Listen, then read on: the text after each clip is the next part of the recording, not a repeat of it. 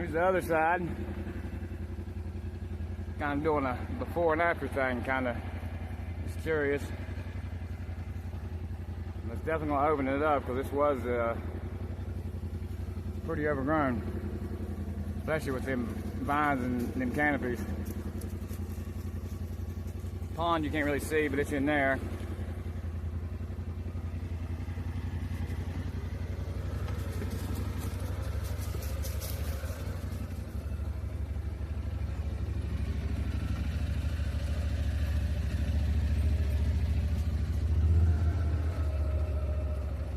Anybody need any big rocks? We got them all day long landscaping.